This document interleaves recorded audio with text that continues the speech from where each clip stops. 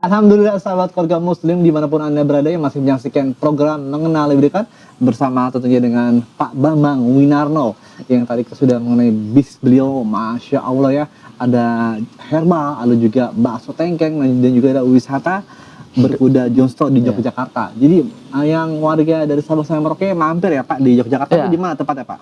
Di belakang Jogja City Mall, di kota, di dalam kota. Oh di dalam kota? Ya. Di belakang Jogja City Mall ya Pak, Masya Allah. Ini yang belum tahu mengetahui Pak Bambang ini kan kita masih banyak yang belum tahu nih. Pak Bambang ini anak keberapa dari berapa bersaudara ya Pak ya? Saya anak kedua dari 4 bersaudara. Dari 4 bersaudara? Ya. Background orang tua Bapak apa? Orang tua saya yang laki-laki, bapak saya itu kepala sekolah SD, ibu saya pedagang. Orang tua Bapak kepala sekolah SD, ibu pedagang. Iya. Anaknya jadi pebisnis. Iya. Masya Allah.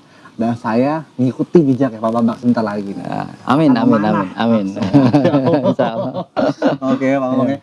Terus jadi itu bermula emang dari kecil tuh, dari SD, SMP sudah diterapkan Pak. Ayo Bambang, kamu harus bisa mencari uang sendiri.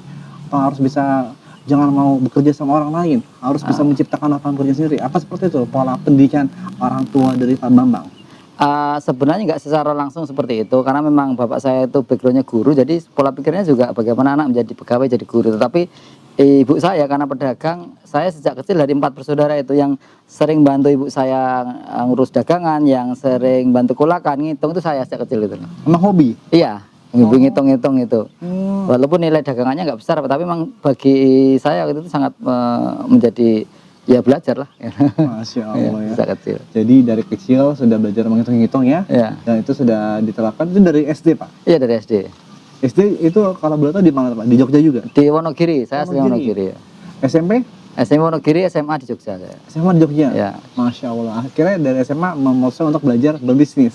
Belum. Kita baru setelah akhir kuliah aja belajar bisnis. SMA, kuliah saya fokusnya di organisasi. Jadi segala macam organisasi hampir semuanya saya ikuti. Akhirnya pelajaran saya sedikit tertinggal, tetapi kemampuan berorganisasi, kemampuan jaringan itu terasa di situ ternyata. Dan di dalam bisnis ternyata itu sangat diperlukan. Namanya link? Link atau istilah kalau bahasa Islamnya silaturahmi. Masya Allah. Tuh. Di dalam berbisnis itu silaturahmi sangat diperlukan sekali ya Pak Bambang ya? Kuncinya itu. Kuncinya itu ya Pak Bambang ya. Tuh, jadi buat sahabat keluarga muslim yang ingin memulai berbisnis, silaturahmi diperluas ya Pak Bambang ya. Itu sangat membuka ya Pak Bambang ya. Mungkin ada nggak Pak selain silaturahmi, apalagi kunci ini ingin kiat-kiat sukses ya seperti Pak Bambang? Ya memang dasar harus ada itu mimpi atau angan-angan atau cita-cita. Jadi saya sejak dulu memang bercita-cita bagaimana saya menjadi sebaik-baik manusia. Jadi sebaik-baik manusia itu adalah orang yang paling banyak manfaatnya untuk orang lain. Khairunas anfa'un linnas. Jadi itu kalau kita hanya orang di pegawai biasa, manfaatnya mungkin sedikit, nggak seperti pengusaha. Pengusaha bisa memberi manfaat ke banyak sekali orang, termasuk saya kesarankan atau saya sampaikan terus-menerus ke karyawan saya, herbal. Bikinlah herbal sebaik mungkin, sebagus mungkin, sehebat mungkin, karena ini bagian dari kamu memperbaiki orang, menyehatkan orang. Jadi kerjaan teman-teman ini untuk kebaikan orang. Sebagaimana di bakso juga bikin yang sehat, yang halal, yang higienis, karena makanan ini adalah makanan yang untuk sebanyak orang, yang ketika kita makanannya bagus, halal, thayyib, maka menyehatkan banyak orang. Prinsipnya gitu. Apa sih Pak yang menanamkan Pak Bambang kepada karyawan Bapak sehingga tuh karyawan Bapak tuh sehingga benar-benar mencontoh. Misalkan contoh, kamu harus jujur ya dalam usaha, kamu harus amanah ya gitu. Apa seperti itu Pak Bambang? Polanya? Memang seperti dalam sebuah organisasi bisnis atau organisasi apapun sebenarnya, seorang leader itu menjadi contoh. Ketika leader itu mudah menipu, sebenarnya klien menipu apa, sebenarnya nanti karyawanmu juga ikut menipu kita gitu. Jadi tergantung pemimpin? Iya, kalau pemimpinnya itu biasa jujur apa adanya, kemudian berbagi gitu, maka menjadikan anak buahnya atau karyawannya juga ikut seperti itu. Karena pemimpin sama karyawan itu cermin. Ketika karyawan itu nyolongan ya, tukang nipu, kita bisa lihat berarti bisa jadi pimpinannya seperti itu. Jadi pemimpin itu merupakan cerminan dari karyawannya. Ya. Organisasi juga seperti itu. Organisasi kacau berantakan itu bisa jadi pimpinannya ya seperti itu. Kalau pimpinannya hebat, bagus, nggak akan ketemu minyak sama air lah kira-kira. Nah, betul. Apalagi juga salah satu pemimpin dari negara kita juga cerminan dari rakyatnya ya Pak ya. Betul. Betul banget tuh. Pak, tapi kan banyak sekarang orang yang ingin memulai usahanya ini. Mungkin banyak kayak saudara saya ini Pak, ingin lulus kuliah tapi bingung mencari kerja. Tapi juga bingung ingin memulai usaha apa. Ada nggak tips dari Pak Bambang? Apa sih yang dilakukan biar nggak bingung Pak? Gini sahabat keluarga muslim, siapapun mesti akan bertanya, gimana cara bisnis? Nah itu pertanyaan klasik dan semua orang. Nah, tapi ketika dijawab juga kita nggak bisa jawab langsung. Gimana cara memulainya? Kita juga ngerti setiap orang punya karakter, punya bakat masing-masing. Tetapi prinsipnya satu prinsipnya. Mulailah dengan dagang. Dagang. Mulailah dengan jualan. Jualan apa aja? Ya apa jualan. Jadi kunci dari bisnis ada jualan. Kalau kita mulainya dari produksi, kita bikin dulu apa, kemudian produk apa kita mau jual. Produksi itu paling gampang.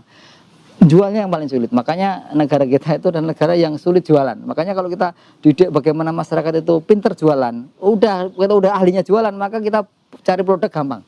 Kita bikin produk lebih mudah. Misalkan ada nih saudara saya jualan salep, itu gimana caranya?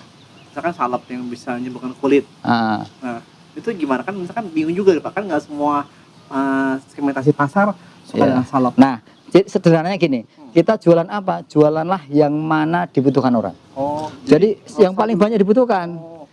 Berarti yang paling banyak dibutuhkan kan banyak pesaing. Iya, memang disitulah kita bermain. Ketika kita menang di situ, banyak pesaing dan kita terjun di situ dan kita jadi pemenang. Lah itulah kita mulai dari bahwa kita menjadi pemenang di mana-mana. Berarti kita melihat kebutuhan pasar dulu. Kebutuhan pasar, need-nya, kebutuhan pasar seperti apa. Gitu. Kalau kita punya produk yang bagus, istimewa, unik, belum pernah ada yang bikin, ya kemungkinan nggak ada yang beli. Ya, prinsip itu. Iya. Nah. Jadi kita melihat kebutuhan pasar sejauh mana disukai, baru kita contoh bakso itu uniknya di mana? Biasa kan makanan. Tapi saking banyaknya penjual berarti saking banyaknya pembeli. Artinya apa? Di situ pasar besar. Nah, tinggal bagaimana kita ambil satu poin. Unik kita di mana? Harus punya keunikan sendiri. Iya. Jadi ciri khas gitu. Ciri khas. Jadi kita kalau berjualan itu atau berdagang tidak boleh menjual barang yang langka. Iya. Harus barang yang disukai kebutuhan pasar. Betul. Begitu tuh. Itu sama keluarga muslim. Berjualan yang disukai sama kebutuhan pasar yang ada di Indonesia ya Pak Bambang. Iya. Masya Allah ya. Ada nggak Pak Bambang kira-kira satu tips atau kesimpulan dari acara kita hari ini yang kurang lebih tadi Pak Bambang sudah berkuda, sudah memanah dan juga sudah berbagi tentang bisnisnya. Apa yang ingin disampaikan kepada sahabat keluarga muslim di seluruh Timur Tengah, Asia Tenggara, dan Sabang sampai Merauke, pesan-pesan yang bisa membangkitkan khususnya buat anak muda atau mungkin buat orang tua yang mungkin bisa mencontoh atau meniru sedikitnya dari Pak Bambang. Silakan Pak. Sahabat keluarga muslim, potensi kita itu luar biasa. Jumlah penduduk kita hampir 300 juta. Artinya pasar sedemikian besar. Cuman kita mau ngambil alih apa tidak? Mau berani ngambil apa enggak? Pasar yang sedemikian besar ini semuanya membutuhkan produk. Dan produk kita ada di mana? Kita itu negara paling kaya. Apapun ada, sumber daya alam ada, sumber daya manusia ada, tinggal bagaimana kita mengambil, memilih dan berani mengambil itu. Kalau enggak ya diambil negara lain. Prinsipnya bagaimana kita bisa berdagang di negeri sendiri, berjaya di negeri sendiri, itu bagaimana kita fokus, bagaimana kita jualan produk sendiri. Produk dalam negeri banyak sekali kita bisa bikin. Yang kita bisa jual dan pasar sebenarnya sudah ada, tinggal kita mau apa enggak. Jadi prinsipnya kita jualan itu mau apa enggak, berani apa tidak.